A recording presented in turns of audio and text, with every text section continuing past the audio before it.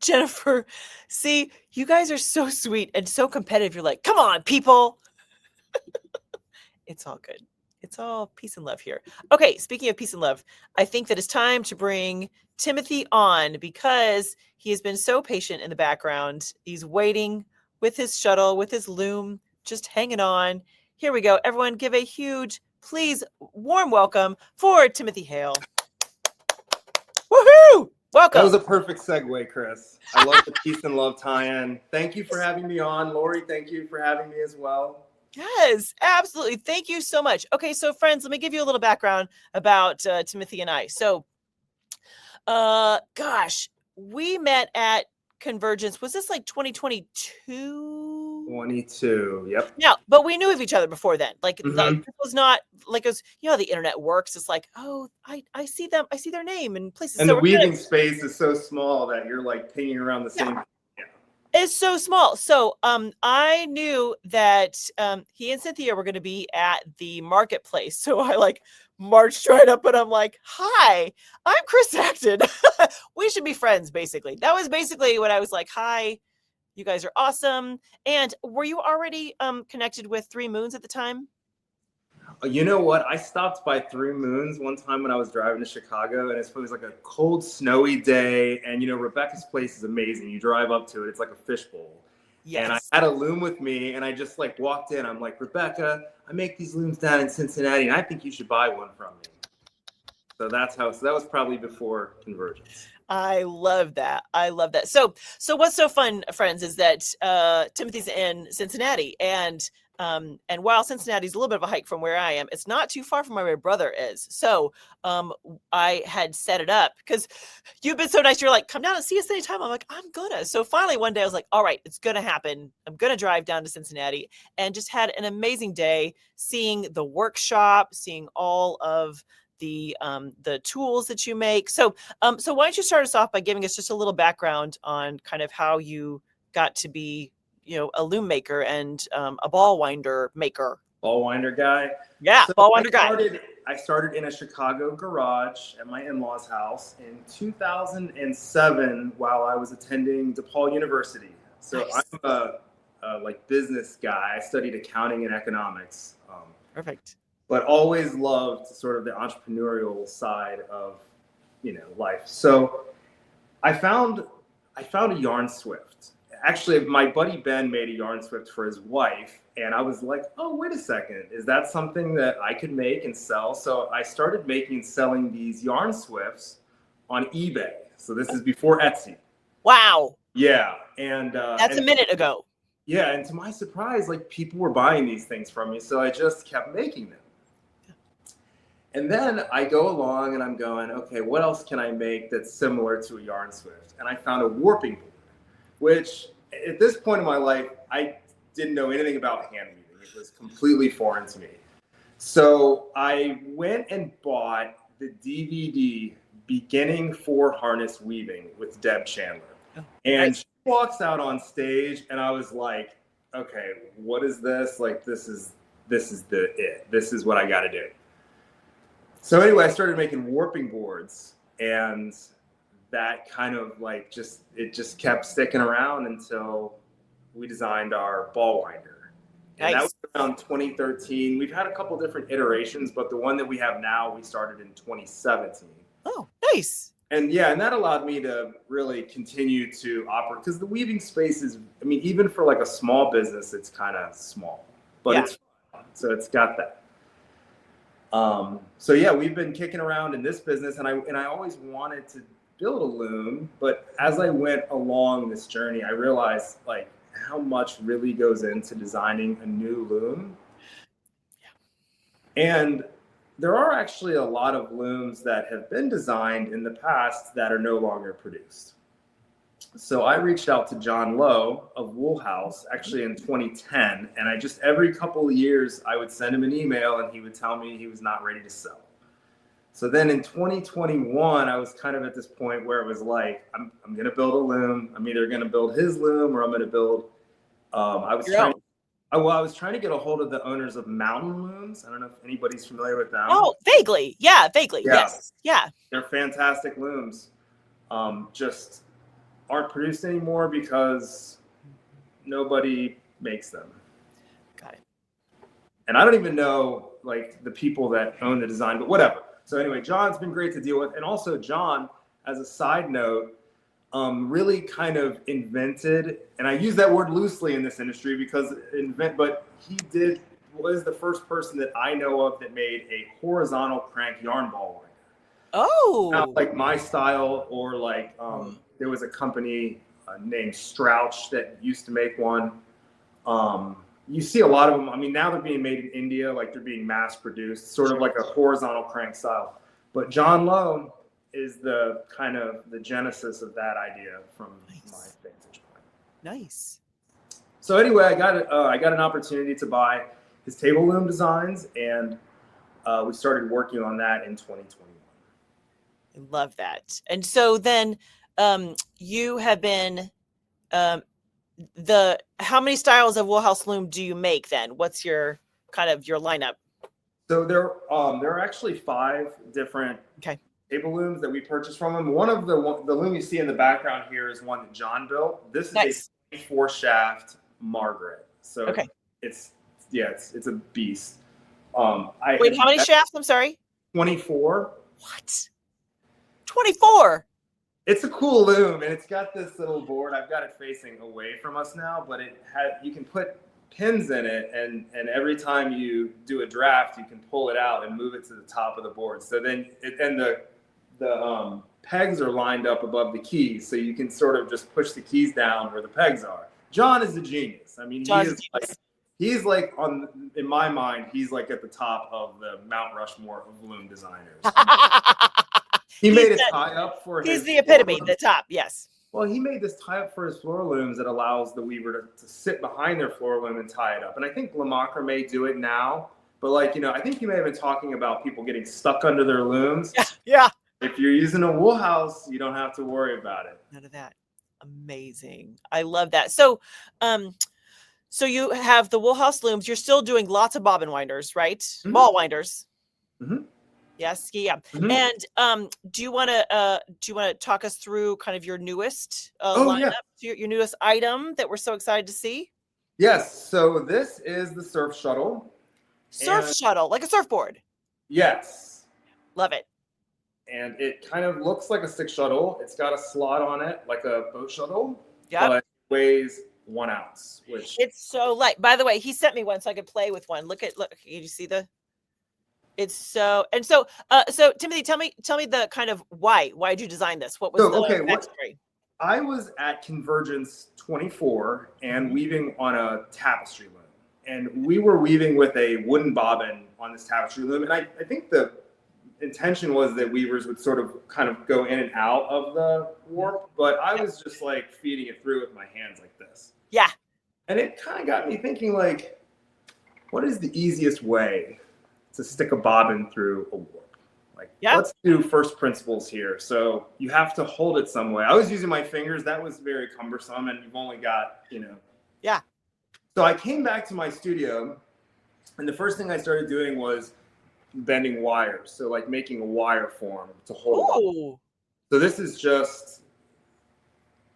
Yeah. But the problem that I ran into with this was the orifice hole always snagged the warp. I mean, it was like, this was never a good idea, but it was a like start. Okay, wait, the what? So this is not really a bobbin. This is a wire form, or I'm sorry, I would not call this a shuttle. This is a wire form holding a bobbin. And so what'd you call orifice hole? Is that what you called it? Yeah, well, is that what it's called? No, that's... I don't know. Where the yarn goes through. Yeah, not the orifice. Okay. But yeah, the little hole there. Well, yeah, where the yarn goes through, so it doesn't snag. Yes. So this was like kind of whatever. But I'm like, okay, so I'm thinking, like, could you hold a bobbin on a stick, like just on like a stick shuttle? Yeah. And then I came up with this one. Now this is very similar. This would be like, I made probably 5 of these. Yeah. I gave to a few close friends of mine. Yeah. To look at, and I realized that it worked. Actually, it worked if you held it perpendicular. you don't want to hold it like this because then your warp will snag. But if you hold catch it like this, and you do have to hold it, you can't just like throw it through like a bobbin. You have to kind of hold it like a stick where you're passing it. Yes. Or you can't throw it through like a boat. Sorry. Right. Although So I, anyway, I did do a little bit of that. It works okay like that. So I was working on in my studio, the way it kind of works is like the thing that gets the most attention is the thing that's like the most exciting usually. Yeah. And this just kept me going for maybe 100 hours of just like playing with it and being like, wow, it's way better than I expected. Yeah. But I was using this thing, I don't know if you can see that in this one. This is called a spring bar. Okay. If I can even get it out of here. Yep. Oh, And yeah. This one's actually jammed up. You can see. This is what you use in a watch to hold a watch band on. Oh, okay. Bigger. Sure. Yeah. Got it. And I was That's completely detachable in that instance. And and like they come off like they're two pieces. Okay. And they've got little springs in them. And I spent a lot of time trying to figure out why I hated that part. I mean, it was yeah. It took me like almost to giving up on this project because I was just like, I can't sell this thing with this, but it worked really well for me. So it was one of those like, yeah, I was enjoying it, but I wasn't going to be able to bring it to market. So it was on its deathbed. You're like, no, none of this. Okay. Yeah. And I mean, like I said, I can just imagine these rolling all over Natalie's studio in Chicago or my studio or anybody's place. Yes. So anyway, I had been working with Deb Chandler so I met her, like I said, I met her through the weaving video, but then I met her in person as a humanitarian. So Deb Chandler is not a weaving instructor. She's a humanitarian now. And I had been working with her on something unrelated with her organization, Warp, Weave a Real Peace. And I mean, I had literally just finished up a project working with her, and it clicked in my head that like, she would know if there's anybody in the world that knows, she would know. She would know. Yes. She would know. So I sent her a video of me like just shooting this and just dropping it, and she knew immediately what I was saying. And she sends me this email back. She goes, Tim, down here in Guatemala, they use a polyethylene tube for the shuttles. They use boat shuttles. Okay. And she said, it's the same tube that you find in a Bic pen. I was at my desk when I read this email, and I had the part on my desk. Never in my whole life of designing anything have I had this much serendipity. It's like perfect.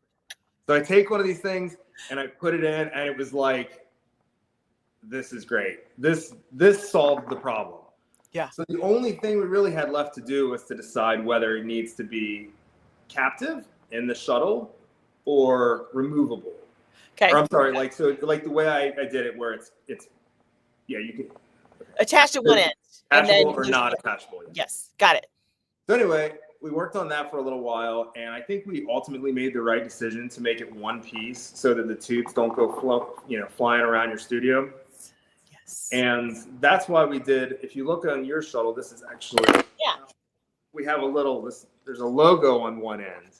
Yes, there is. And that's the end that's free. And so there's a video on my website. If you go to fiberartistsupply.com, I have an instructional video, but it shows you how to like just pop it off. Yeah. It's very cool and very easy to use. Like yeah. Very nice. Do you want to? I know you got us all set up. Do you want to give us a little demo there? Okay, so let me do a couple drafts here. Okay.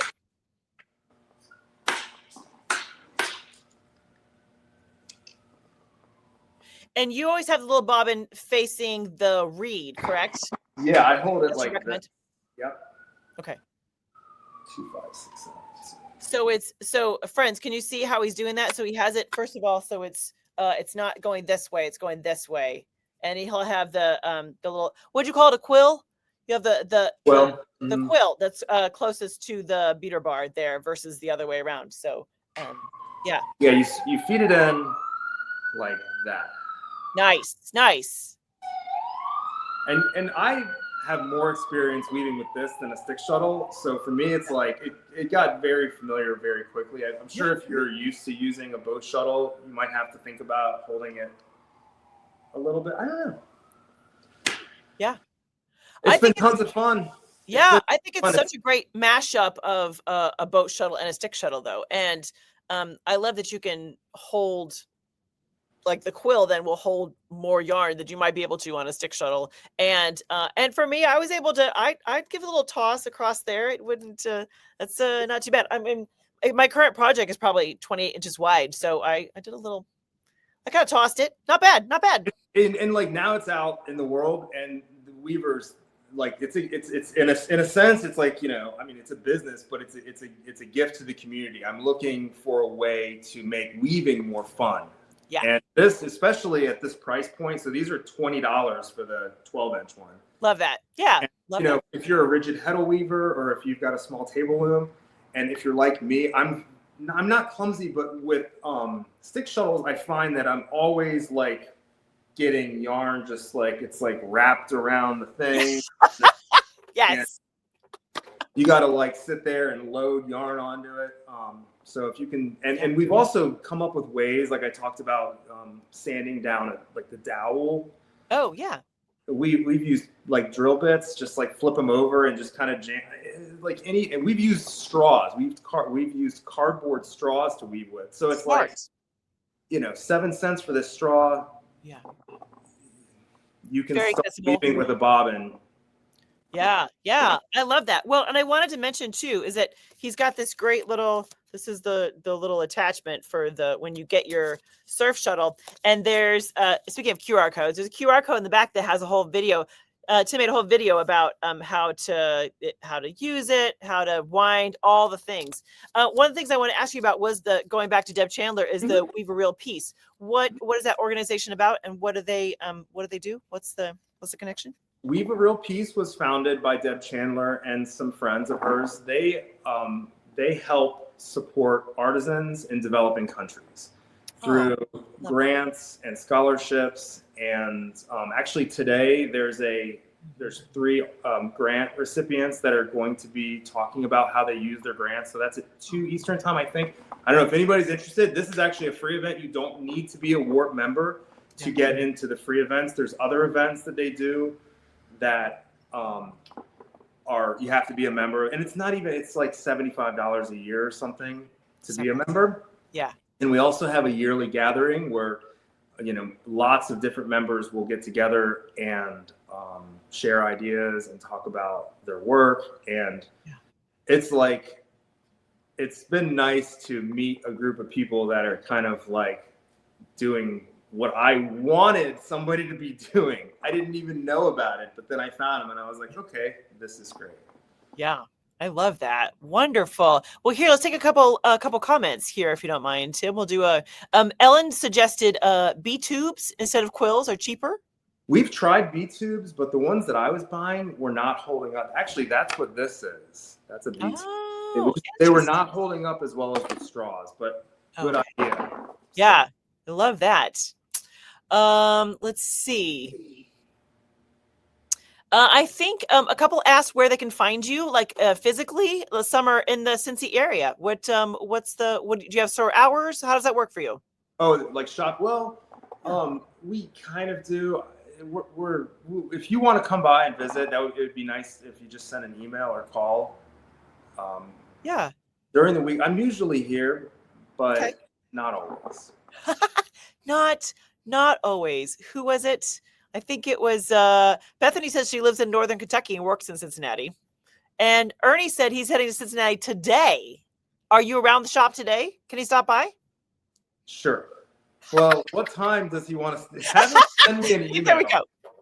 Okay, I tell you what. Is there is your contact information on the website? We've got the website up. Is that yes? He can on my contact us page, we have our email address and our phone number, but the email is probably the best way to do it. Email's the best way. Okay, well, keep an eye out because Ernie may come see you today. How's that? We'll, okay. Wonderful. Excellent. Well, thank you so much for joining us. This has been great. I love hearing about how you got here, especially the fact that you didn't come at it from a weaver's perspective, it was a totally different. You were like, I just liked entrepreneur, work with my hands. I think that's amazing and so interesting. And I will say one of the things that I've been so impressed is that Tim, you're so good at asking for feedback and then incorporating that, so that the wool house loom that you started with, you've made little tweaks and improvements to it. And I think that's just so smart. I think you're just really a very, very thoughtful designer, and that's really a special thing. So we appreciate you. Thank you. Absolutely. All right. Thank you so much for joining us. Thank you, everybody. Bye. Okay, how cool is he? How great was that? That was awesome. Love that. It was so nice. Okay, friends, go check out, go see what there is to see over at Fiber Artist Supply. He's so cool.